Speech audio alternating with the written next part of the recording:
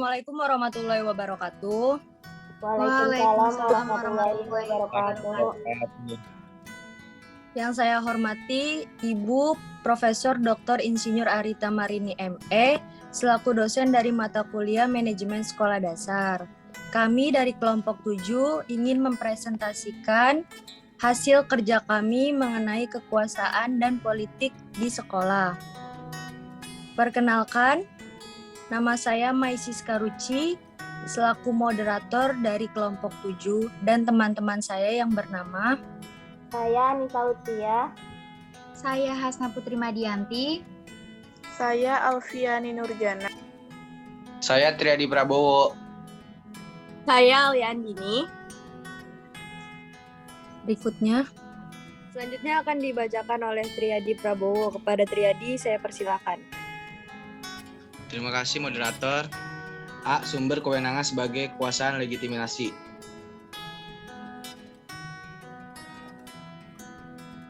Hubungan kewenangan adalah bagian integral dari kehidupan di sekolah dasar. Banyak hubungan guru dan siswa, guru dan pengelola, atau atasan dan bawahan. Hubungan kewenangan di sekolah memiliki karakteristik utama sebagai berikut. Keinginan bawahan untuk mematuhi, penangguhan kriteria bawahan untuk membuat keputusan sebelum diarahkan, hubungan kekuasaan yang dilegitimasi oleh norma kelompok. Kewenangan ada pada saat serangkaian keyakinan atau norma yang umum di sekolah melegitimasi pengguna kekuasaan sebagai yang benar dan tepat. Next. Tipe-tipe kewenangan. Kewenangan karismatik, yaitu kewenangan yang cenderung bersifat tidak rasional, sikap atau emosi, dan lainnya. Sangat terletak pada kualitas pribadi dan karakteristik pemimpin. Kewenangan tradisional, yaitu kewenangan berdasarkan keyakinan yang ditetapkan di dalam kesucian status dari yang melakukan kewenangan di masa lalu. Yang ketiga, kewenangan legal, yaitu kewenangan yang didasarkan pada hukum yang diterapkan dan dapat diubah oleh prosedur yang tepat secara formal. Konsep dasar kewenangan yang lain diperluas dengan membedakan kewenangan menjadi tipe-tipe kewenangan berdasarkan sumber legitimasi, yaitu kewenangan formal, fungsional, dan informal. D. Kewenangan dan perilaku administratif di sekolah. Next. Sumber utama dari kontrol adalah kewenangan formal yang berasal dari dalam kantor atau dari posisinya. Pada saat pengolahan, guru-guru dan siswa-siswa bergabung di dalam organisasi sekolah. Mereka akan menerima hubungan kewenangan formal yang diperkuat dengan sanksi formal memiliki ruang lingkup yang terbatas. Kewenangan formal mendukung kepatuhan minimum dengan arahan dan disiplin, tetapi tidak mendorong pegawai untuk mengeluarkan usaha, menerima tanggung jawab, atau melakukan pelaksanaan inisiatif. Jika pengolahan menginginkan kesetiaan, memperluas pengaruhnya, dan berhasil, mereka harus melakukan hal-hal sebagai berikut. 1. Bersikap bijaksana dan mendukung guru-guru. 2. Bersifat autentik, otonomi, dan membangun. 3. Bersifat tidak dibatasi oleh birokrasi. 4. Bersikap tenang, terutama dalam situasi yang sulit. 5. Menghindari penggunaan perilaku yang bersifat diktator. Next. C. Sumber kekuasaan. Next.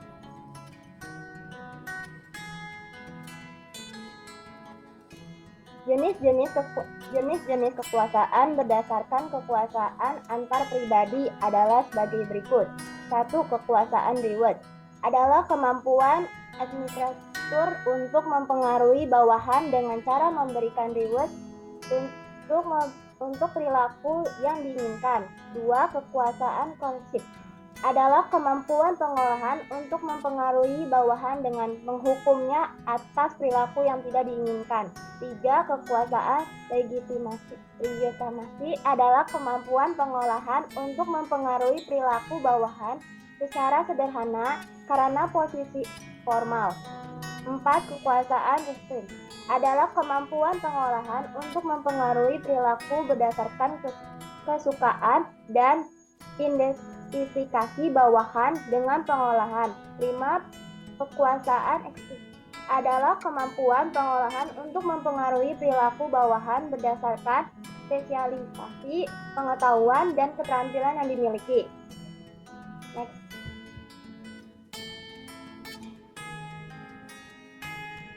D. Kekuasaan dan politik organisasi. Next. Politik organisasi adalah perilaku individu atau kelompok yang bersifat informal, memiliki ruang lingkup terbatas, tidak bersifat legitimasi yang diberikan sanksi bukan oleh kewenangan formal, ideologi yang diterima, atau keahlian yang bersertifikasi. Politik tersebut tidak bersifat legitimasi karena agenda pribadi digantikan oleh agenda organisasi. Walaupun terdapat individu yang berkuasa, karena politik organisasi terdiri dari koalisi individu-individu, yaitu kelompok yang melakukan tawar-menawar di antara mereka untuk menentukan distribusi kekuasaan. Walaupun seluruh usaha untuk mengintegrasikan kebutuhan individu di dalam pelayanan tujuan organisasi. Individu-individu memiliki kebutuhan mereka sendiri untuk dipenuhi. Individu tersebut berusaha untuk memuaskan kebutuhan mereka masing-masing dan di dalam prosesnya. E. Koalisi eksternal.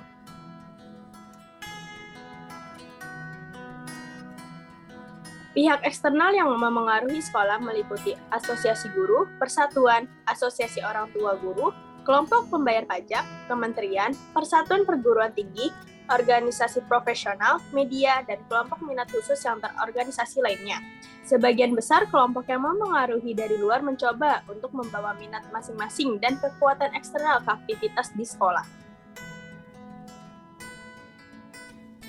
Pada organisasi sangat bervariasi meliputi koalisi eksternal sebagai berikut. 1. Koalisi eksternal terdominasi. Koalisi eksternal yang terdominasi terdiri dari pihak yang mempengaruhi yang paling berkuasa. Koalisi eksternal demikian berkuasa sehingga mendominasi koalisi internal dan pengawas. 2. Koalisi eksternal terbagi. Koalisi dominan tidak menjadi tanpa tantangan hingga kelompok dan individu lain akan bertindak. Tanpa koalisi, kekuatan eksternal dominan, sistem kekuasaan organisasi berubah dengan cara yang fundamental. 3. Koalisi eksternal pasif. Koalisi eksternal pasif dicapai pada saat jumlah keluar dari pihak eksternal yang mempengaruhi berlanjut untuk meningkatkan suatu titik di mana kekuatan dari setiap titik terdifusi dan terbatas. Koalisi eksternal menjadi pasif dan kekuatan terkonsentrasi di dalam organisasi. Lingkungan eksternal secara relatif bersifat stabil pada saat pihak yang mempengaruhi tetap bersifat pasif. F. Koalisi internal.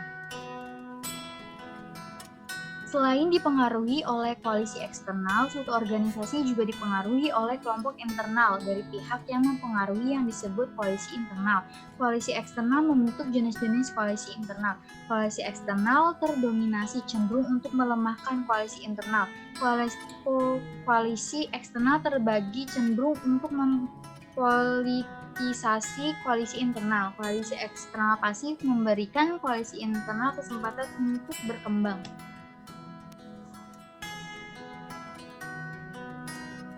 Adapun koalisi internal itu terdiri yang pertama, koalisi internal personalisasi.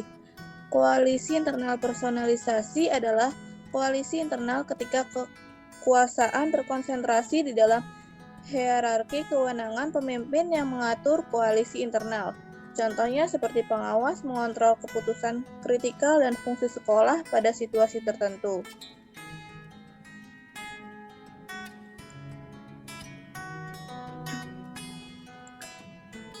Lalu yang kedua ada koalisi internal birokratis, adalah koalisi internal ketika kekuasaan terkonsentrasi di dalam sistem informal kewenangan, tetapi fokusnya adalah pada kontrol birokratis yaitu aturan, peraturan, dan prosedur. Walaupun kontrol birokratis cenderung untuk membatasi politik, permainan politik tetap meningkat. Contohnya antara alumni dan staf atau antara kepala sekolah pada saat mereka berusaha untuk memperbesar anggaran sekolahnya dengan cara mengurangi anggaran untuk sekolah lainnya. Yang ketiga yaitu koalisi internal ideologi. Adalah koalisi internal yang mengontrol organisasi dengan sistem ideologi sangat memegang peranan. Contohnya, jika kebudayaan suatu sekolah sangat kuat, guru-guru tidak mudahnya menerima tujuan sekolah, tetapi mereka saling membagi satu sama lain. Pengelola memiliki kekuasaan yang sangat besar karena mereka yang mewujudkan kebudayaan. Tetapi pada kenyataannya adalah saling berbagi keyakinan membuat adanya saling berbagi kekuasaan. Adanya kolegalitas yang berlaku dan politik internal yang sangat terbatas terjadi karena adanya saling berbagi keyakinan yang sangat kuat.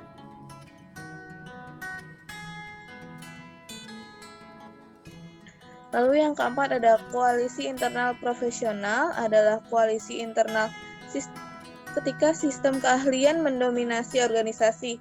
Ahli yang sangat terampil atau profesional memberi kekuasaan yang sangat besar kepada organisasinya dan institusi yang melatih mereka. Pada keadaan ini, biasanya politik yang ada sangat besar karena adanya konflik antara sistem kewenangan dan keahlian. Lalu yang kelima, koalisi internal politisasi adalah koalisi internal ketika kekuasaan terletak pada politik. Permainan politik antagonis mendominasi organisasi dan dapat mensubstitusi atau menghalau kekuasaan legitimasi. Apakah organisasi tersebut terpolitisasi atau tidak? Permainan politik tetap dimainkan di seluruh organisasi termasuk di sekolah-sekolah.